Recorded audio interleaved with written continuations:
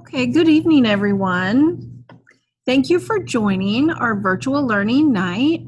My name is Dr. Swearjohn. I'm Assistant Superintendent in the Merrimack Valley School District, and I'm joined tonight by Mr. Kovis, our Instructional Technology Facilitator, and Mrs. McAtee, our Secondary Instructional Coach. Tonight, we will be reviewing the expectations for our virtual learning, and we'll give a brief tutorial on how to use some of the tools for our learning online. We are going to mute all the participants, but in the chat feature, there is a link that allows you to ask any questions, and we will email you back directly. You may also post something in the chat feature, but just in order to kind of keep up with the volume of chat, you can also use that link. So tonight we will be reviewing the student and parent expectations. We'll go over some Zoom information, Canvas information, and then we'll have time for some questions at the end. So first up, we'll go into our student expectations. So the students who are participating in virtual learning will follow their regular daily schedule and times. They will just go to their Canvas course and they'll click on the Zoom link in each of their courses, and that will take them directly into the classroom instruction.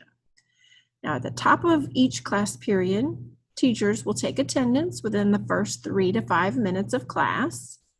And then the teachers, just like we are this evening, will mute the students and then share their screen and begin the instruction.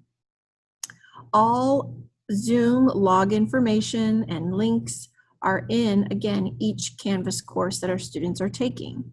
And then in that Canvas course, you'll find all course content, assignments, and due dates. And then teachers have a function in Zoom and Canvas where they can monitor the student usage and participation to ensure that our students are learning and participating. So for some grading tips, unlike last spring, all assignments and activities this year will count towards grades. So if the student is not ill, just quarantining, since you are a virtual student, you would just maintain your regular schedule and assignments and adhere to those due dates. But just like you would if you were in the seated option, if your student becomes ill for any reason and you're unable to participate in each class, you would just need to notify the office, and then assignments are due upon the return to school. So whenever your student is feeling better, they can return to those classes. Students are required for assessments to take all of their assessments on a district Chromebook device. And then their assessments will be given, again, through that Canvas platform where all of their work is. And they would take assessments during the regular class period and adhere to all the regular classroom timelines for that assessment. While they're taking the test, students will be monitored by the teacher, and we have a district program called Go Guardian that can lock down those browsers and just monitor student participation. And of course, just like our seated students, all virtual students are expected to maintain that academic integrity and honesty. And really, we just want the focus to be on learning. This is content and information you need to learn and know. So for communication, what can you expect? Teachers will check on virtual students throughout the lesson to monitor comprehension, to answer any questions. So at the beginning, she'll take that attendance, see if there were any questions, and then start the lesson and then monitor throughout. Just like this evening, students may use that raise your hand feature or the chat feature in Zoom to ask each teacher a question during the instruction. And then also teachers will check back in on the student at the end of the lesson for any final questions and to monitor attendance. So one tip for you as students may be to have a paper and a pencil and write down any questions you have throughout the lesson if you think of them, or put them in that chat feature, because that teacher will check back around at the end of the lesson. Just like if you were doing a regular seated course, if your student is struggling though or has questions, please don't hesitate to email, post a question in Canvas, or call the classroom teacher. Now, as a parent, you might be asking, how can I help my student in this virtual learning environment? The number one thing that we can do is just to make sure that our students have a quiet, dedicated space in your home, one that has all the supplies they would need: pen, paper, pencils, markers, headphones, anything like that. Just a quiet, dedicated space that I can sit down and get to work throughout the school day, especially since I'm maintaining that same school schedule. If possible, check in on your student, monitor their work in progress. You could ask your student to log into Canvas. In each Canvas course, there will be a to-do list, like a what's due list, so you could check that on your student. And then, of course, we are still sending out those Pulse updates, so you'll get that every 2-week update of your students' grades and attendance. And then you could always go into your parent portal and check on their work in progress and grades. And just like any seated students, you could email or contact the teacher if there are concerns or you really feel like there's extra help needed. And then, of course, just helping your child maintain that academic integrity, reminding them to focus on learning, prevent any distractions going on in the home. Now, if your student is in the middle of the learning day and they are struggling, you're having connectivity issues, technology issues, you could use, again, that chat feature to ask questions during class. You could email your teacher directly, use that Canvas class discussion board. But we also have a class at the high school called Chrome Land Security, and it's basically a student-staffed help desk. So we, at the very end of this session, will show you that help desk email and phone number. It's taught by Mr. Justin King, one of our technology specialists. And we would be publishing that, and you could email them if you're having just like a general technology question with connectivity or your Chromebook device. Next up, we have Mr. Kovis, and he's going to review some Zoom tips for students. Hello, everyone. This is Scott Kovis. I'm the instructional technologist for the district. We're going to go over a few things for you. I know you're all joined into a Zoom meeting right now, but we'll take a look at some of the student view type things that we'll be able to see from their end. A couple of things that we'll reiterate. When you set up your Zoom space for your student, please choose a plain, appropriate background, something non-distracting for, I guess, members of the Zoom meeting in the class. And that quiet learning environment is important. As you guys joined this meeting, you will simply just click into the Zoom link provided by the teacher on that district Chromebook. However, students don't need to make a Zoom account. They are just clicking into the Zoom and joining it directly. Some of the basic features we'll talk about are how you can raise your hand in the participant window and chat questions directly to the teacher. And those teachers will be checking the questions at the end of every Zoom for one final checkpoint, not to mention also checking in the Canvas and email areas as well. The Zoom link is going to be in the Canvas course on the home page usually. Ms. McAtee will be taking a look at a guided tour of Canvas and show you where that might be. And as I said, teachers may directly choose to email students with the link as well. When students join a Zoom on their Chromebook, they're going to wind up with a window that asks them to install Zoom from the Chrome Web Store. And when they click on that blue link, it'll take them to a page in which they can then add Zoom to Chrome.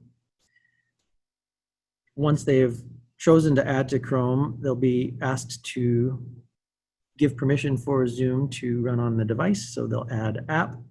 And then forever after, when a Zoom link is clicked, they'll go to just the Zoom window on their Chromebook. So it'll ask for the meeting ID and the name, and then they'll be able to join directly. Once again, as I said, once that's installed, it'll open automatically in the app from then on. Student view of the Zoom app, you can see that the participant window down here at the bottom can be clicked to open up a sidebar window. And in that sidebar, you'll see the other participants, and then you'll have the option to raise hand. When you raise hand, that just puts an icon on the teacher's screen so that they know that a student has a question or a comment to make, so the teacher can then choose to unmute that student to get the question or chat directly with them. The chat button at the bottom will open another sidebar, in which case they can type their message directly. You'll notice that the chat, as it's set up here and will be set up for teachers, is from student directly to teacher. There's not a global chat usually in the classroom setting. It'll just be a teacher-student chat in that regard. If you click this full window button, sometimes the participant and chat windows will float on your screen rather than becoming a sidebar. So they may hide behind the Zoom window at times if you have it in full screen mode. So just a way to find those back would be to exit full screen mode and then find those sidebars back. Okay, I think Ms. McAtee is going to step up and talk to you a little bit about Canvas. Hi, everybody. My name is Allison McAtee. I'm the secondary instructional coach. Like Mr. Kovas said, we're going to go over how to access Canvas and then some of the main features in Canvas. So first of all, students can access Canvas through Clever. On their Chromebooks, they are able to find Clever in their mvr3.org bookmarks button on their Chrome bookmarks bar. Or the students can also access Clever through clever.com. So once the students have logged into Canvas, they're going to be taken to this Canvas dashboard. This screen is going to show all of the tiles for all of the courses that the student is currently enrolled. On the right-hand side of the screen, you can see a to-do list here that's going to list any upcoming due dates for assignments for all of the courses that that student is currently enrolled in. When the students select a tile for their course, they're going to be taken to the Canvas course homepage. This page is going to have three different parts. The first part here on the left is called course navigation, and you're going to hear me refer to course navigation on the next few slides, and we're going to talk about that a lot. So the course navigation is going to have all the different links to the course components. The second part is the content area. So this is the course homepage. The third part is a little sidebar over here that contains a to-do list for this specific course. So we're going to talk about modules next. Modules contain the content for the course. So to access the modules, again, you go to that course navigation and you click on the link that says modules. When you click on it, you're going to be taken to this course content. If you'd like to minimize the modules so you don't have to see all the different content in the module, all you have to do is click the little arrow next to the title of the module. And then if you want to see it back, you just click the arrow again and it'll reveal everything that's underneath the module. Course discussions are another feature that we use in Canvas. Again, course discussions are found in the course navigation on the left-hand side. So once the student has clicked on course discussion, they click on the specific discussion that they need. Then they click the reply button. They can go ahead at that point and type their response. If they need to attach any kind of a file, they can go ahead and do that as well. If not, they can go ahead and click post reply.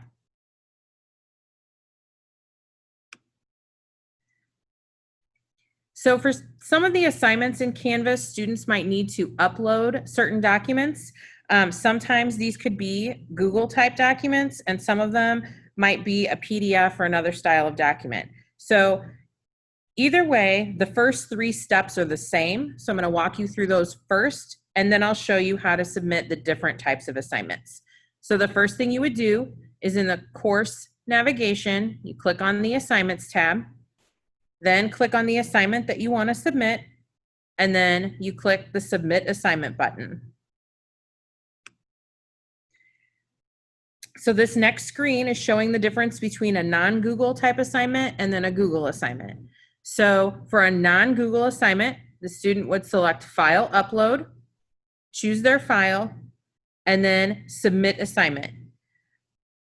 Finally, they're going to check to make sure that the assignment was submitted successfully, and you can kind of tell down at the bottom that there's a check mark and it lets them know that it was submitted correctly. For a Google Doc, instead of selecting file upload like we just did, we go over and select Google Doc. Same process, select the file, click on submit assignment, and then check to make sure that it was submitted successfully. Finally, in Canvas, the students are able to check their grades. Again, grades are found in that course navigation, which is that left-hand side menu that we looked at previously. Students can select their course from this drop-down menu, and then they select apply. They can see all of their different assignments, the due dates for those assignments, a status, so like if the assignment was submitted late, and then they'll also see their score that they received. When they scroll down below that information, they'll also see a breakdown of how they scored on different components of the course, and then they'll see an overall grade as well. We did have some questions from the last parent discussion, and there were questions even submitted this weekend on that Google form that you received on Friday. One of the biggest questions was just playing through some of the what ifs, and not necessarily for our virtual students, but what if the school or the entire district is moved to that red status, that all virtual status? What would that look like, especially for my virtual student?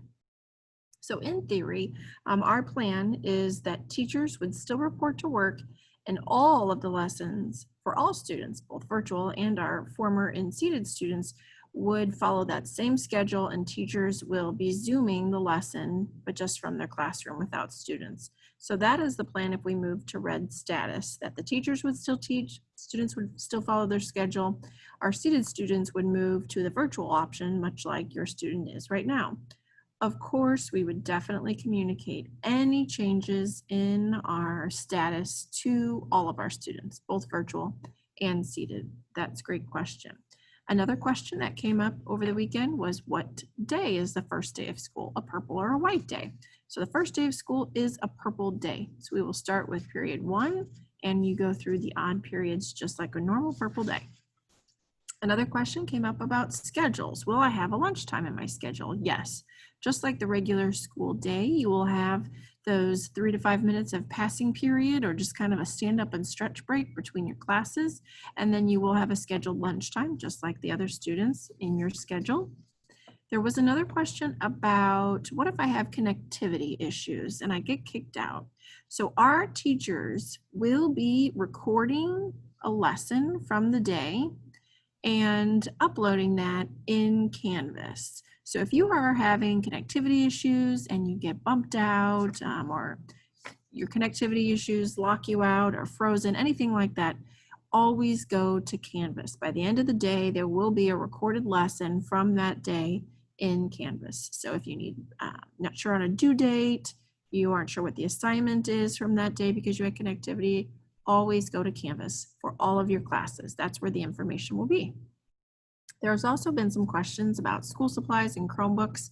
All of that is at the high school. So if your student still hasn't picked up their supplies, you're not sure of their courses, their schedule, they need a Chromebook, all of that needs to be organized and coordinated with the high school. So please call the high school. There was a question also about, how do I get into Canvas? And everything we need to have our students access will be through Clever or Canvas. So if I need to get into Canvas, I need to find my online textbook, all of that is through that single sign-on with Clever. And our students are very familiar with that Clever app, which is also on the district website, that Clever app. And then any links for Zoom or an assignment, your technology, anything like that will be in each Canvas course. So if a teacher needs you to access something, all of those links will be live through each teacher's course. We do have a couple of questions in chats. The easiest way to take notes would be either paper, pencil. You can have 2 screens open, so you would just open another tab. You could take notes in Google Classroom. And your lunchtime will be listed on your schedule. A student does not necessarily have to show their picture or video of themselves. There was a question in our chat now saying, does a student have to show the picture or just now, like the names they are? The teacher, it depends on the teacher. We are thinking like just to take attendance, the student would have to, show their face, show that they're there. But if a student wanted to step away, use the restroom, anything like that, they could choose to not show a video or picture of themselves, just like we're doing now. All right. Well, those are all of the questions we have listed here. Some are very specific, and so we can email you directly through that online survey. Again, that link is in this chat feature. We really appreciate everyone participating this evening. And the last thing we have on the last slide is just some resources links. There are great YouTubes that have how to use Canvas, a Canvas student guide. And again, if you have specific questions for your student or unsure about your schedule or how to be successful that first day throughout the year, please put those questions on this Google Doc and I will make sure to email you today or tomorrow directly for any specific questions. That's all I see here in the chat for our questions. We really appreciate you participating this evening in our virtual learning night, and we hope you have a great school year. Thank you all for joining.